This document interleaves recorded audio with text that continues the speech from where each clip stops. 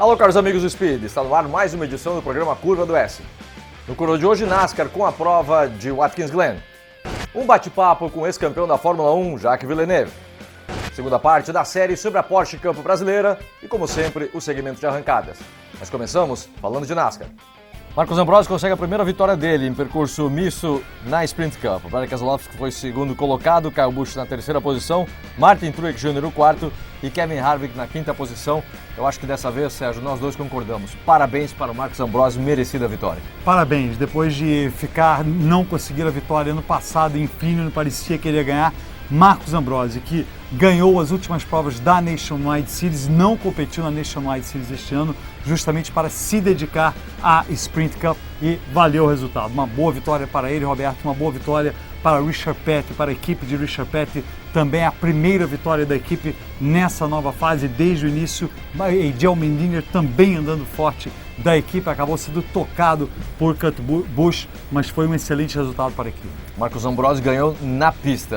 Para mim, a estratégia errada da equipe dele, que tirou a chance, todos aqueles pilotos que tiveram aquela estratégia de 3 paradas, só o Marcos Ambrosio conseguiu chegar ali e recuperar o que para mim foi um erro, mas o Brad Keselowski teve a estratégia de 2 paradas junto com o Buschinho, se deu bem o Brad Keselowski, e um segundo lugar também que merece destaque. O Brad Keselowski vem de uma vitória na semana passada, agora a segunda posição, chegou inclusive a brigar pela vitória, quase consegue levar essa, é um piloto que também está em ascensão. Sim, sem dúvida, é impressionante. Eu tenho que dar a mão à palmatória, pelo menos nessa fase do campeonato, ao Brad Keselowski, que vem conseguindo resultados excepcionais depois de uma vitória, um segundo lugar sólido, merecido. Foi ultrapassado pelo Marcos Ambrosio já no finalzinho, na última volta, mas poderia ter ganho. Talvez se o Kyle Busch não tivesse tido problemas na última relargada, poderia ter sido terceiro. Sim. Roberto, o C do Sérgio Lago. Quando eu falo C, não é...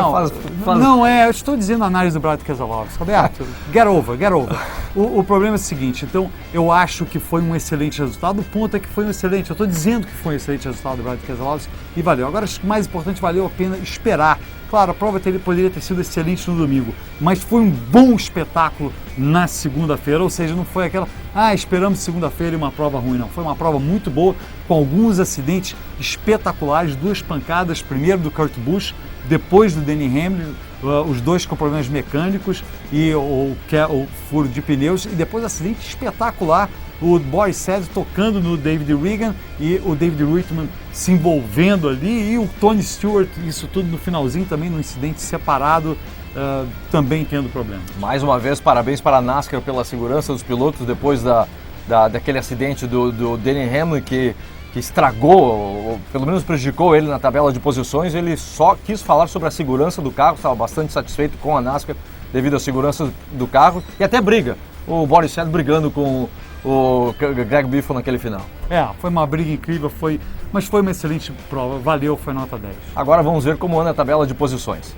Kurt Busch agora é o novo líder, Edor na segunda posição, Jimmy Johnson é o terceiro colocado, Kevin Harvick na quarta posição e Matt Kenseth na quinta colocação, mas o importante vem lá atrás, Sérgio, aquela batalha por terminar entre os 10 primeiros e aquela repescagem da 11ª posição até o 20º. Eu acho que a batalha, eu vou dizer a mesma coisa, você reclamou de mim a semana passada ou semana retrasada, que eu estava aqui. O Tony Stewart teve um mau resultado, caiu da 9ª para a 10ª, mas avançou. Aí avançou porque, eu disse o mesmo do Dale Earnhardt Jr. antes, avançou porque apesar de ele ter perdido uma posição, a diferença dele para o 11º aumentou. Como 9º ele estava uma diferença do 11º e como 10º agora ele está com uma diferença maior ainda. Por quê? Por causa do acidente do Denny Hamlin, ficou lá para trás. Clint Bowyer pulou o Denny Hamlin na tabela, não tem uma vitória ainda, mas está à frente do Denny Hamlin. Se conseguir uma vitória e Denny Hamlin não até as últimas, ele pode tirar a vaga do Denny Hamlin, porque Brad Keselowski, a essa altura, com esse segundo lugar, 14º no campeonato, está sólido no Chase. Denny Hamlin, Paul Menard, David Regan e agora Marcos Ambrosio, 4 com 1 vitórias, 4 corridas faltam para a temporada. Qualquer um deles, Sérgio, conseguir mais uma vitória, para mim está dentro. Eu concordo com você. O único ali um pouco mais é o Marcos Ambrosio, que ainda está fora dos 20 primeiros. Mas uma vitória o colocaria entre os 20 primeiros. Ele está pertinho dos 20 primeiros e eu concordo. Uma segunda vitória aí pode ser um fator. E também nessas últimas 4 provas, uma vitória, por exemplo, do Clint Bowyer pode colocá-lo em vantagem em relação ao Denny Hamlin. Então muita coisa podendo acontecer nas próximas 4 provas. Essa foi a história da NASCAR, agora vamos acompanhar a história do automobilismo brasileiro no segmento Maquineta do Tempo. O Gordini era o produto que a Willys tinha para concorrer com o Volkswagen. O Volkswagen sempre foi, é até hoje, um Jeep de luxo, né? O problema do Mauro Salles era vender os Gordini, fazer propaganda, né? Então como é que vamos vender Gordini? Então inventaram o cirquinho. Então eu falei, olha, quando não tem corrida, nós vamos fazer acrobacia, vamos fazer show no interior aí do Brasil.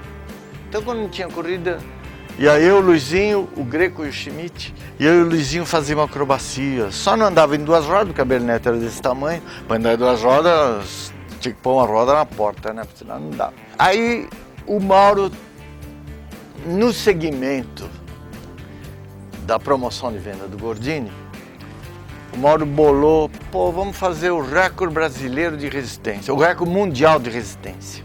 A Willys mandou asfaltar o anel externo de Interlagos, que Interlagos só foi tocado num recapeamento pela Willys depois de tanto tempo, de 1940, só nesse momento, foi recapeado o anel externo, foi escolhido na linha de montagem aleatoriamente um carro, foi na linha de montagem, o cara falou, é esse aqui, tira da linha de montagem, entendeu? Tirou, todas as autoridades, todo mundo presente, todo mundo com um estilete de aço assinou aquele carro, tá? A velocidade máxima do Gordini, eu não tenho certeza absoluta, mas deve ser qualquer coisa, 116 ou 118 km por hora, tá? E nós em 21 dias andamos 51 mil quilômetros e fizemos a média de 97 km por hora.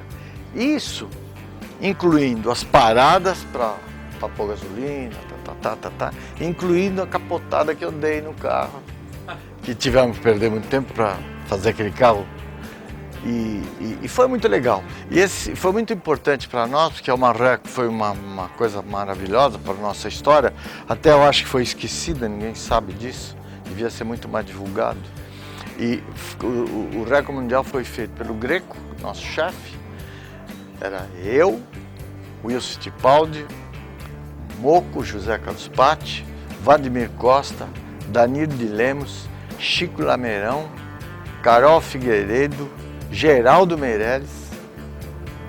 Eu devo estar esquecendo alguém, né? Alguém vai ficar bravo comigo, porque é muita gente. Logo após o intervalo, uma homenagem aos Dias dos Pais.